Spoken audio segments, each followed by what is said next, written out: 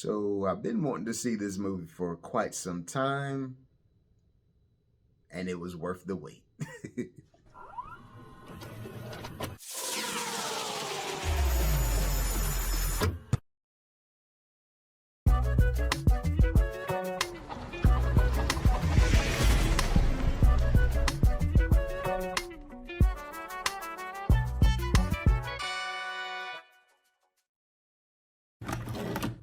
What's going on, everybody? This is Travis from Candid at the Movies, and today I will be reviewing the new Yorgos Lanthimos film known as Poor Things.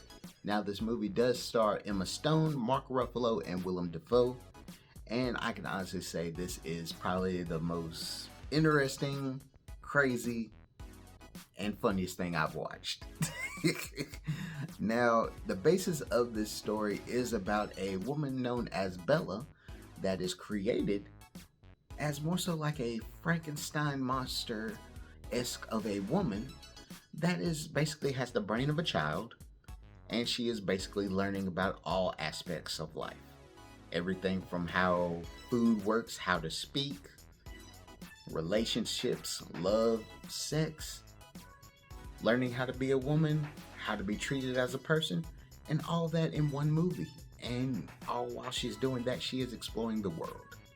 Now, I can honestly say, if you've watched anything from Yorgos Lanthimos, whether it's The Favorite, Killing of a Sacred Deer, Alps, it's going to be a odd story for you because you're not going to be used to this world, but he honestly does a great job of putting you into this world, getting a grasp of it, getting used to it, and taking you on a ride.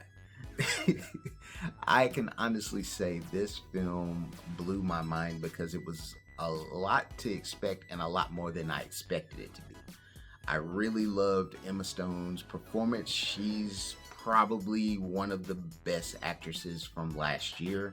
I think that she's probably going to be battling against Carey Mulligan and a lot of other great women that dominated this year, and I think that she may take Best Actress.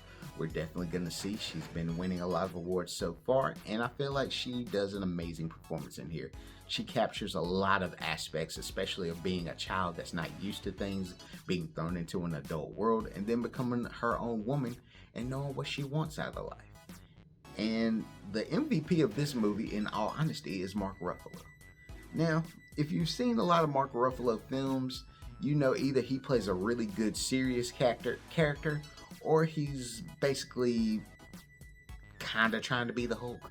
And I like Mark Ruffalo, but he's not my favorite Hulk person or Bruce Banner.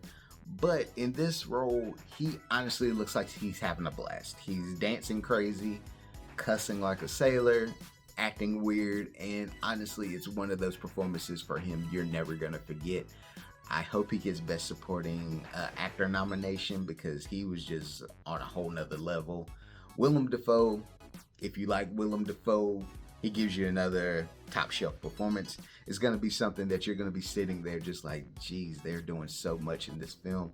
And without a doubt, Yorgos Lanthimos, he does have his little signature fisheye lens shots and all of his crazy moments and weird music moments where you'll just be sitting here just confused by everything.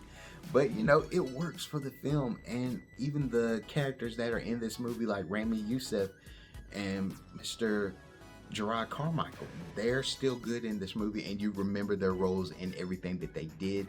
But I like that this movie actually gave great aspects of just relationships, especially with ones that are good, ones that are bad, ones that are good just for sex, and just how you treat people and how a woman needs to be her own woman and not what someone else wants.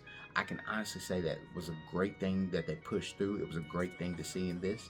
And more than anything, I feel if you're just into stuff that's a little bit different, you'll actually appreciate and love this movie. If you're just like the generic audience that is going in to see like every single Fast and Furious movie, you're probably gonna tune out of this movie like 5 minutes in because you're just like, I don't get it. And honestly, this is one of those movies, if you don't get it, cool. But if you do get it, you're gonna love it. I would give this film, in all honesty, even though I saw it later than I wanted to, I would give this movie an A double plus. I feel like it's one of Yorgos Lanthimos' best films. I still hold this a little bit higher than, well, no, I actually hold The Favorite a little bit higher, because this would be like my number 2 of Yorgos' films. And then I would put Killing of the Sacred Deer at number 3. There's still a whole lot of stuff that he has that I love, including The Lobster. But I feel like this is like his number 2 of like epic stuff. This is perfect. It's really good.